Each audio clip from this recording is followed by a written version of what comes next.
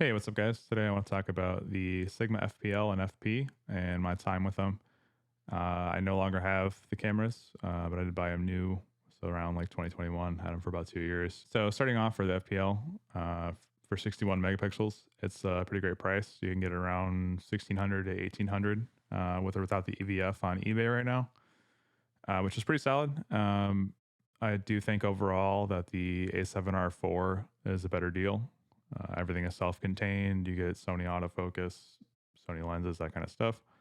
But obviously, if you're into the L mounts or find the form factor intriguing, then the FPL is a pretty good deal. Right off the bat, I will say, it has amazing color. I'll show some images while I'm talking here, and I've taken thousands of images over the course of those couple years. The color profiles that are built in are awesome. Powder blue looks great. The newer warm gold that they added is also awesome. And obviously the RAWs are very flexible to edit how you like. So some other pros, kind of an odd one, but just aesthetics. It is a cool looking camera. It's interesting. That's kind of what drew me in the first place. So it's a bit of a conversation starter. That can be a negative sometimes when you want to be more discreet. But I've ended up talking to a lot of other photographers just because they're intrigued by the camera. Another little side note: you can add a GoPro display mod to the top of it and get almost like a waist level viewfinder experience. Obviously, it's a tiny screen, but you can still focus and still get your info, that kind of stuff. And I imagine it's something like focusing through ground glass on an older Hasselblad and that kind of stuff. Maybe the best case for the FP line is basically just as a dedicated M mount body.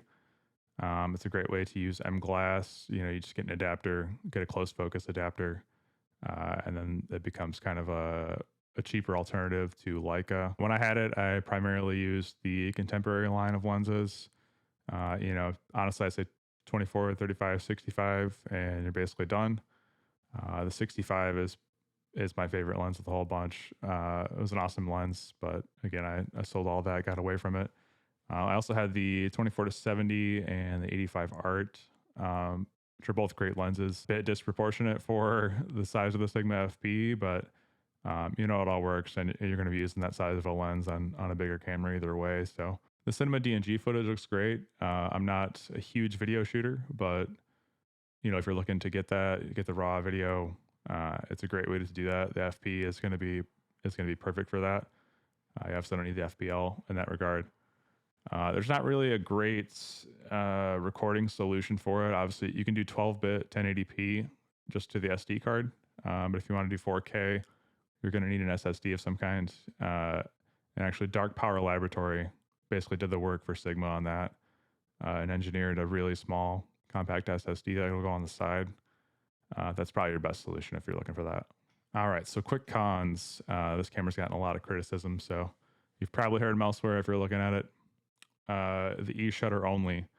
There are times when banding can be an issue. Obviously, you can set your shutter speed accordingly to LED lights, that sort of thing. But probably the bigger issue is the readout of the sensor on the FPL. It's a bit slow. Obviously, it's just so many megapixels. So, continuous shots can get, you basically can fill up the buffer pretty quick, and then you're just kind of waiting to take more images. I'm not one to just spray and pray really anymore. So it's not a huge downside, but something to consider at least. The regular FP is much faster. Honestly, you can kind of end up with too many burst shots sometimes, but it's very quick on the regular FP. All right, so kind of the main theme on the cons is the modular nature of the camera, and if you're gonna promise basically a deconstruction of the camera, a modular solution, then you need to deliver. I think as a first party manufacturer, you need to deliver on that promise and make accessories, to even direct the market in the way that you think that it should be. Kind of show them the way. Sigma kind of half-assed the accessories. They put out a couple grips, a couple different viewfinders, and that's really been it. Even the LVF11, it's kind of outdated specs. They could deliver something much higher end. There's 9.4 million dot EVFs on the market. This is, almost essentially a third of that as far as resolution goes. Or even different form factors. They could offer an EVF that actually slots in like a regular rangefinder style, and is level with the body, smaller, that kind of thing, rather than doing the articulating one that they have now. Modular stuff ends up not being supported. It's just not as good for business. If you could sell people the EVF separately, then they might not upgrade their full camera body like you see in other manufacturers. So it's not the first time that modular stuff doesn't go the way that it's sold as. Other issues with this, you end up with kind of a mess of accessories. If you can organize it all, that's great, but you end up with a lot of different things to mount, a lot of different ways to rig up the camera. And ultimately I realized by the end of it that I don't want all that. I want a camera that's just all self-contained and kind of gets out of the way in a sense. I can just grab it and I know exactly what I'm going to get. And I don't have to, mess around with rigging it out different ways. That's not the way that I want to shoot. Obviously there are use cases for that, but I'd rather just have a camera that's self-contained and easy to grab, carry with me day to day. Which you could obviously, treat this that way, but I will say from owning it that you eventually kind of accumulate other stuff that you may or may not need with the camera. Probably the ultimate downfall in this regard is swapping out those accessories will lead to points of failure. You have an EVF that's very fiddly to attach. You'll see it on every review on YouTube that will all claim that. And ultimately, that can probably ruin the port. That's probably what ruined the port on mine. Led to a USB port failure, something I think should be pretty cheap, but is apparently a pretty expensive repair from Sigma.